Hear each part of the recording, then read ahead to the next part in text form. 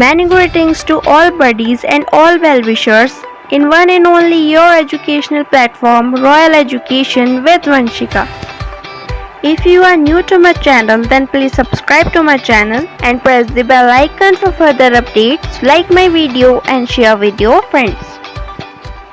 Let's begin.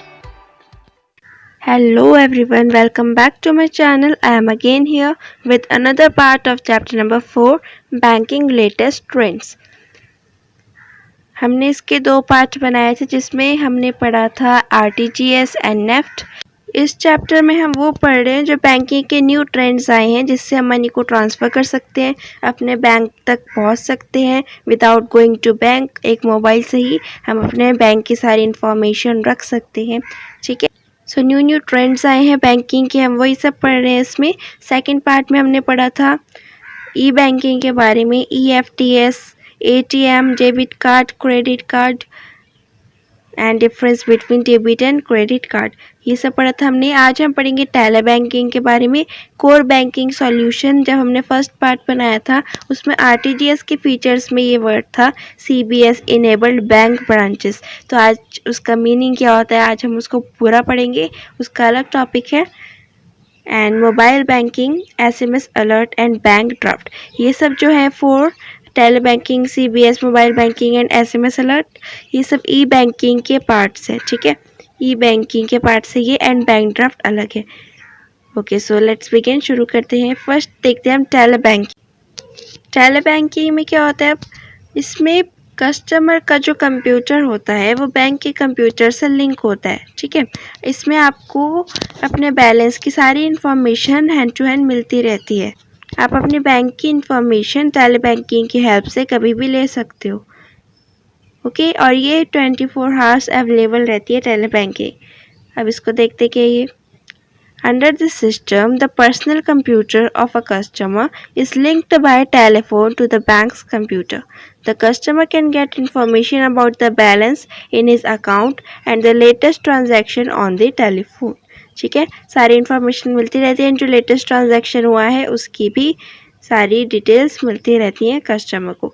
This facility is available round the clock. Second है CBS core banking solution.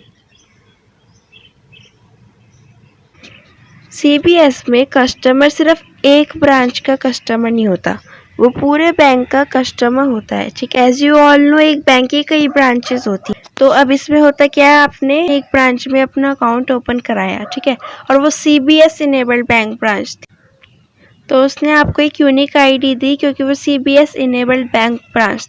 तो इसका मतलब ये होता है कि आप सिर्फ उस ब्रांच के कस्टमर नहीं हो, आप पूरे बैंक के कस्टमर हो।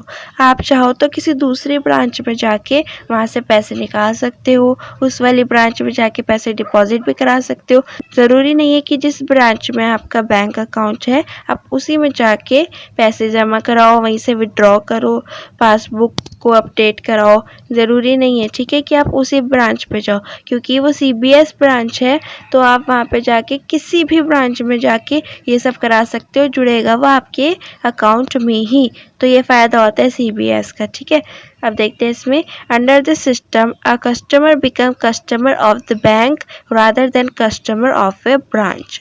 By opening a bank account in one branch which has CBS facility, the customer can operate the same account in all the CBS branches of the same bank across the country. The bank gives a unique ID to a CBS customer which gives him the privilege of opening an account with any of the CBS branches without any formalities. फिर वो किसी दूसरी branch में जाके भी बिना किसी formality के अपना अकाउंट ओपन करा सकता है, क्योंकि उसका दूसरी ब्रांच में ऑलरेडी अकाउंट है। अब उसको दूसरी में खुलवाना है तो वो खोल सकता है विदाउट एनी फॉर्मेलिटी, कोई फॉर्मेलिटी नहीं लगती है। जैसे होता है ना, किसी का न्यू अकाउंट खुलवाना है तो वो देखते हैं कि इस बैंक में पहले किसी का अकाउंट है आपका या फिर कोई और गारंटर हो आपका, तो उसको देखते हैं ना कि किसी और का भी होना चाहिए इस बैंक में, तभी आपका अकाउंट खुलेगा। तो इसमें अगर आपका किसी और ब्रांच में है, आपको किसी और में खुलाना है तो आप बिना किसी फॉर्मेलिटी के अपना अकाउंट ओपन करवा सकते हैं। क्लियर? Core banking solution. अब इसमें हमें क्या क्या फैसिलिटी मिलती है वो देखते हैं। Instant transfer of fund between accounts in CBS branches across the country. Instant means तुरंत मिल जाता है, इमीडिएटली। ठीक है, तो ये इसकी फैसिलिटी होती है। सेकंड है कि आप किसी भी ब्रांच से जाके विड्रॉल करा सकते हो। आपका अकाउंट दूसरे ब्रांच में है लेकिन आपको अभी वो दूर पड़ रहा है, आपको एमरजेंसी है या फिर कुछ भी, तो आप किसी भी ब्रांच से जाके उस बैंक की विड्रॉ करा सकते हो। ठीक है, सेम हैपन विद पासबुक। आपको अपडेट करानी, आप किसी भी ब्रांच में जाके अपडेट करा सकते हो। Cash withdrawal facility from any of the CBS branches. Number 3, updating of passbook at all CBS branches. Now number 4, facility of centralized corporate limited in all the CBS branches. Okay, so इसमें real time money transfer हो जाती है, इसमें भी waiting period नहीं होता, immediately. The CBS is speedy banking anywhere and at any time. कहीं से भी आप इसको कर सकते हो और कभी भी। ठीक है, अब है हमारा मोबाइल बैंकिंग।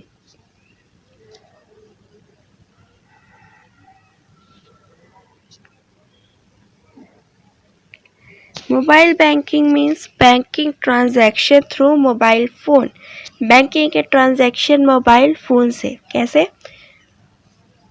इसमें आपको अर्जेंट ट्रांजैक्शन जैसे कराने होते हैं, यूटिलिटी बिल्स पे कराने हैं, टेलीफोन का बिल पे कराना है, क्रेडिट कार्ड का, इलेक्ट्रिसिटी का, ये अर्जेंट जो होते हैं ट्रांजैक्शन वो कराए जाते हैं मोबाइल बैंकिंग से। क्लियर?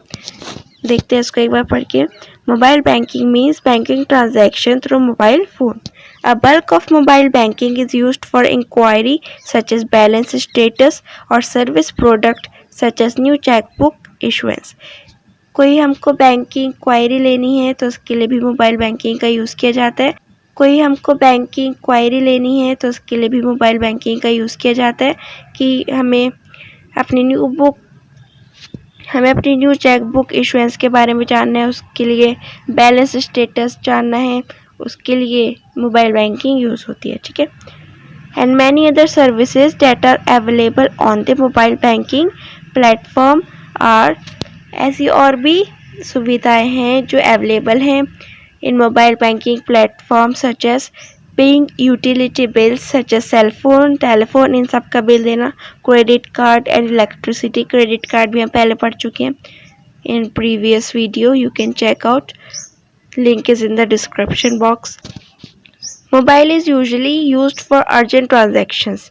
अर्जेंट ट्रांजैक्शंस के लिए होता है ये, सच एज फंड ट्रांसफ़र, हमको फ़ंड ट्रांसफ़र करना है, बिल की पेमेंट करनी है, एंड क्रेडिट कार्ड पेमेंट्स। ठीक है, mobile banking can be done through, अभी किस किस से होता है, एसएमएस से या फिर browsing the internet on the cell phone और थ्रू एप्स। ओके, एसएमएस से करते हैं तो एक ओटीपी आता है, वन टाइम पासवर्ड, उससे होता है। अगर ब्राउजिंग इंटरनेट करना है तो बैंक की वेबसाइट से जाके होता है। ठीक है, और थ्रू एप्स या फिर ऐप होते हैं बैंक के, उससे होती है मोबाइल बैंकिंग। समझ आ गया?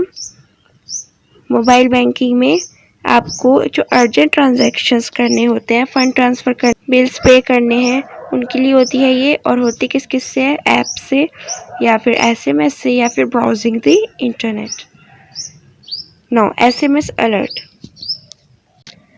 एसएमएस अलर्ट एक सर्विस होती है जो बैंक देता है अपने कस्टमर को, जिसमें कस्टमर को अपना मोबाइल नंबर बैंक में जाके देना होता है और वो लोग उस नंबर को रिकॉर्ड कर लेते, वो लोग उस नंबर को उस पर्सन के अकाउंट में लिंक कर देते हैं। और जैसे ही उस अकाउंट से कोई भी ट्रांजैक्शन होता है, फिर चाहे वो डेबिट हो या फिर क्रेडिट, कोई बैंक से पैसे निकाले या फिर डाले, कुछ भी ट्रांजैक्शन हो डेबिट का या फिर क्रेडिट का, कस्टमर के फ़ोन पे ऑटोमेटिकली एक मैसेज आता है जिसमें लिखा होता है कि इस दिन आपने ट्रांजैक्शन किया डेबिट का या फिर क्रेडिट का, डेट लिखी होती है, किस टाइप का था वो लिखा होता है, और अब इस ट्रांजैक्शन को करने के बाद कितना बैलेंस बचा है वो लिखा होता है इसमें। ठीक है,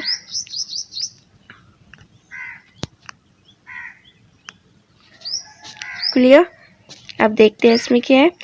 SMS alerts, under this service a customer give his mobile number. ठीक है, वो अपना नंबर देता है, बैंक उसको रिकॉर्ड कर लेता है। The bank record the mobile number in its computer system in customers account. Customer system में अपने रिकॉर्ड कर लेता है वो कस्टमर के अकाउंट में। Whenever there is a transaction, जब भी ट्रांजैक्शन होता है चाहे डेबिट का हो या फिर क्रेडिट का, there is automatically a message on the customer's mobile.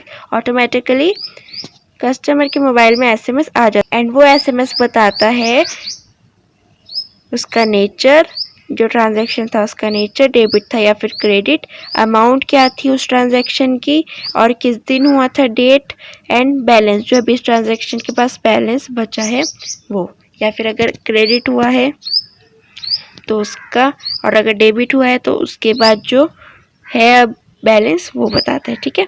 The SMS states the nature and the amount of transaction, date of transaction and the balance in the amount on that date, उस date का balance कितना है। Okay. Thus the customer receive all the information about his account without visiting the bank. बिना bank जाए customer को अपने account की सारी इंफॉर्मेशन मिलती रहती है through mobile. Okay, so this is SMS alert. Now last topic for today that is bank draft. अभी तक जितने हमने पढ़े ये सब ई बैंकिंग के फॉर्म्स थे, बैंक ड्राफ्ट अलग है। इस चैप्टर में मेन 4 चीज़ें हैं, NEFT, RTGS, E banking and bank draft. और जो ई बैंकिंग था उसके अंदर के सारे फॉर्म थे, ATM, credit card, debit card, EFTS, tele banking, SMS alerts, CBS, ये सब ई बैंकिंग के फॉर्म थे। ओके। ना बैंक ड्राफ्ट, बैंक ड्राफ्ट क्या होता है? ये एक फाइनेंशियल इंस्ट्रूमेंट होता है, ये एक फाइनेंशियल इंस्ट्रूमेंट होता है यूज टू रेमिट मनी, मतलब मनी को भेजना from one place to another. ठीक है, ये एक इंस्ट्रूमेंट होता है, फाइनेंशियल इंस्ट्रूमेंट।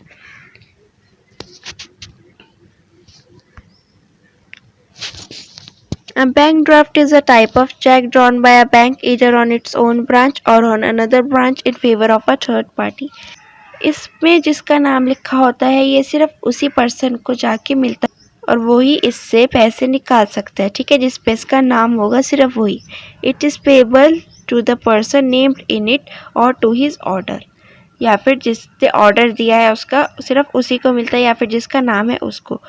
हमेशा इसको डिमांड पे ही दिया जाता है, जब इसकी डिमांड होती है, हमेशा ऐसे नहीं देते, जब इसकी डिमांड होती है तभी इसको दिया जाता है, तो इसको डिमांड ड्राफ्ट भी बोला जाता है। ओके, डिमांड ड्राफ्ट भी पूछा जा सकता है कि इसको डिमांड ड्राफ्ट क्यों पूछते हैं, because it is always payable on demand.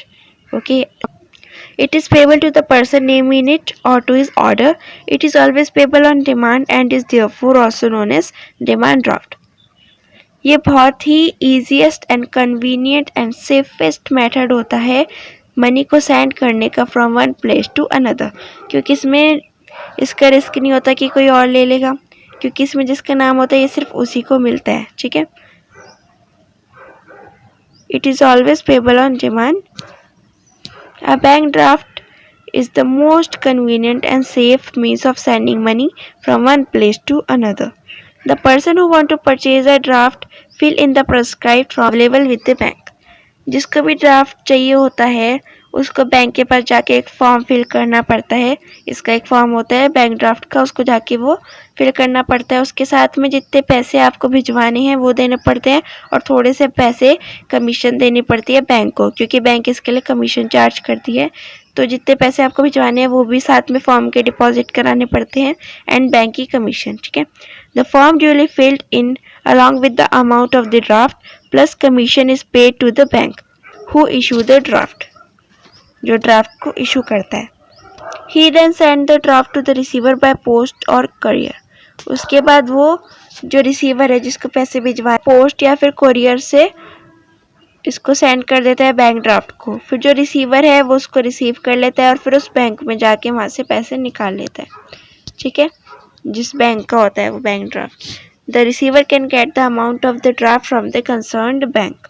There is no risk of dishonor. Dishonor का रिस्क नहीं होता इसमें। अब इसकी डेफिनेशन देखिए, मीनिंग हमने पढ़ा इसका क्या होता है। अ bank draft is a financial instrument, financial instrument होता है यूज टू रेमिट मनी, पैसे भेजने के काम आता है from one place to another. Anybody can obtain a bank draft, किसी को भी बैंक ड्राफ्ट मिल सकता है after depositing the money in a bank, money deposit करने के बाद बैंक में। The bank charges some commission for issuing a bank draft, इसको डिमांड ड्राफ्ट बोला जाता है बिकॉज ये डिमांड पे ही पे किया जाता है, इसलिए इसको डिमांड ड्राफ्ट बोला जाता है। Okay, now features of bank draft. Money can be remitted easily and safely from one place to another through a bank draft, money को इजीली एक जगह से दूसरी जगह भेजा जा सकता है एंड सेफली, ठीक है। एंड बैंक इसके लिए कमीशन चार्ज करता है। Number 2, the issuing bank charges some commission from a bank draft. Number 3, there is no danger of dishonour of a bank draft, ये डिसऑनर नहीं होता। तो ये इसके फीचर्स है कि ईजिली एक प्लेस से दूसरी प्लेस पे हम मनी को रिमिट कर सकते हैं, भेज सकते हैं। और दूसरा है कि बैंक कमीशन चार्ज करता है। नंबर 3 है कि इसमें डिसऑनर का रिस्क नहीं होता। तो ये 3 फीचर्स है बैंक ड्राफ्ट की। So that's all for today, thanks for watching, stay tuned for more. हमने आज यूनिट 1 कंप्लीट कर ली। कॉमर्स में हमारी 4 यूनिट्स हैं। यूनिट 1 में हमारे ये 4 चैप्टर्स थे, जिसमें हमारा business environment, capital fixed and working, sources of finance for a joint stock company and banking latest trends, ये 4 चैप्टर्स थे जिसको हमने कंप्लीट कर लिया है आज। ये चैप्टर हो गया है कंप्लीट। अब हम करेंगे नेक्स्ट वीडियो से यूनिट नंबर 2 शुरू, जिसमें है मैनेजमेंट। ओके, मैनेजमेंट के बारे में हम उसमें पढ़ेंगे। So till then stay tuned and thank you so much for watching.